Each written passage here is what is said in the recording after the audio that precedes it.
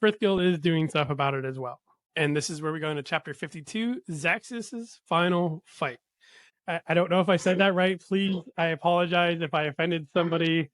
The grammar police coming. I promise I was not very good with the with literature in high school, so sorry. So Volke is having a problem sleeping because of all of the things that are about to happen, which I can agree, I can understand with. And then where's Adelgis at when Volke needs to sleep? Like, this is what Adelgis does, right? He just puts people to sleep. This is his superpower. It's a fairly useful one, at least. I mean, he puts them to sleep and gives them nice dreams. That's fairly nice of him. I know a lot of people that would gladly take that instead of tossing and turning for an hour. I don't know. I'm pretty quick about falling asleep. When I'm myself to fall asleep, I'm pretty much out like a light. There's a lot of me that is used to, oh, it's a concrete floor. Let me stretch out, get comfy. It is a very handy talent. So one of the things that is on Volke's mind is that he is actually really concerned for Livia, and I can understand why Volke would be concerned for her. The Not pretty just lady. because exactly, she's a pretty lady. I mean, it's a three-way tie right now for who he wants. So I feel like Volke could have anybody at this point.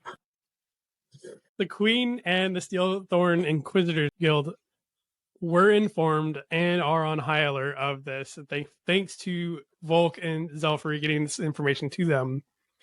They do have the Queen replace the runestones with lookalikes for safekeeping. So thankfully, she's taking this as a credible threat, and she's actually doing what she's supposed to be doing to protect the runestones and keeping them safe. Again, not sure if there's any other information that was put on about why the runestones are important, or if the thought of the world serpent is going to be, has hatched or has surfaced again, which means the rest of them are.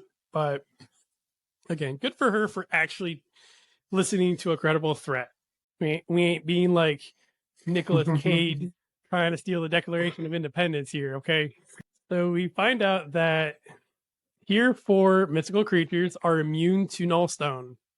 And this is something we need to keep in mind because King Basilisk, that were all massacred in the bottom of the dungeon, were actually immune to it, along with the dragons. And reading through the bestiary, he does learn that the King Basilisk and the Reaper are able to actually make it to tier 4. Now, the Reaper has to go through a little bit of effort in this one because, they've got to actually kill Arcanists or things magical, I guess. Not necessarily mortals. I don't think if they kill a mortal, they get anything out of it or they benefit from it. So I think it has to have magical powers in order for them to, to level up to the next rank there. So I guess in theory, a tier 4 Reaper probably would be immune to the Nullstone effects as well. So Adelgis is looking more like himself after a few days of good sleep and getting some food in him. And Volke kind of notices that Adelgis isn't looking like a vagabond anymore. And I'm fairly certain that Adelgis is probably like, thanks, Volke, for, thinking that I'm not a vagabond anymore. It's also funny because it's amazing what happens when you don't have your soul getting eaten out of you. A few days makes a big difference. You having a parasite stuck to your side for 4 years and some change, and it just being like, no, sorry. That's all I can think about anytime I think about that thing coming out of him. No.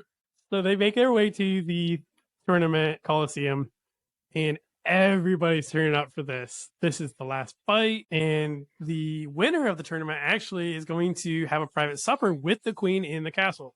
And this explains why Thiessen wanted Niro to win so bad, just so that he could attend this fancy gala, get introduced to the Queen, show off how talented he is. It's a excellent social engagement for him. I think there might be also something else going on there, because I think that Niro was sitting in the Queen's box with Livia and Rishon and the Queen some point during the tournament. So he was earlier. That's a good point. So there's a lot of intermingling going on there. So our final battle is Zaxis versus Niro. Zaxis immediately starts coming out swinging with a tidal wave of fire, and he's using his fat pouch. Forsyth is working on Niro as Zaxis takes on the storeworm, which I think is a pretty good combination there. And then Zaxis turns to Niro and absolutely bashes him in the face. And Adelgis even gives it a little bit of a, thank you, Zaxis, thank you. The brotherly love coming through. But the dude was going to let Adelgis just die. I would probably enjoy seeing my brother get hit. That's all I'm saying. Right. Especially in a tournament. Like, okay, yeah, there's some payback here. He's getting healed after. Why. As soon as Niro is knocked out of the ring, his storm just like deuces out, and Zaxis wins the apprentice level of the tournament.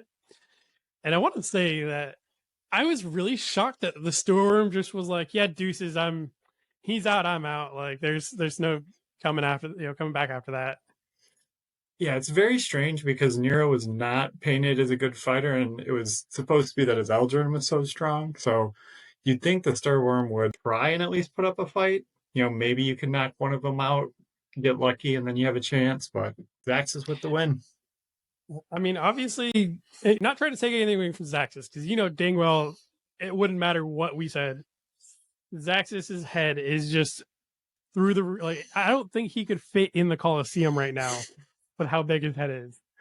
However, we know that column carried the team all the way through to the semifinals where they got in the one-on-one battle. So we know Volke would have destroyed him in the finals. So, all right. So we do want to thank everybody for listening today. We want to remind everybody that we do post a new episode every Wednesday morning around 11 a.m. Eastern Standard Time, 10 Central, and 8 Pacific. And I'm sorry for those that live in Mountain Time. It's too difficult to keep track of what time you guys are at. So they never get any love. It's always Central and Pacific. Well, like if you live in Arizona, they don't go with daylight savings time. So yeah, they're on their own schedule. I digress. So we are on all podcasting platforms and on YouTube Music as well, along with the Google Podcast that is no longer a thing. We are on YouTube as well for videos, and we do want to thank our editor, Dan Mackison, for including pictures and links to everything. Does a really great job with it, adding extra to include additional information and to make this a little bit easier, a little bit more bite-sized for everybody. We do also have each chapter released every day afterwards, so it's a little bit easier to listen. We do want to thank the Frith Chronicles Wiki as a great resource. And again, it's been recently updated, so check that out. If you want to reach out to us, we are on Gmail at frithguildpod@gmail.com or on Facebook or any other social media, essentially, at Frith Guild Podcast. And finally, links to everything is down in the description section for both podcast and YouTube. In 2 weeks from this podcast posting will be the interview with John Stovall, which is Shammy's husband. He's his own author and has his own series that we're going to talk to him about, along with kind of being there, seeing Shammy work on the series as well. So, Scott, did you have anything else you'd like to add today? No, looking forward to seeing how the rest of this party goes. So, all right, next week, make sure you got your seatbelts buckled in because we're going full throttle the whole time. So we'll see you guys next week.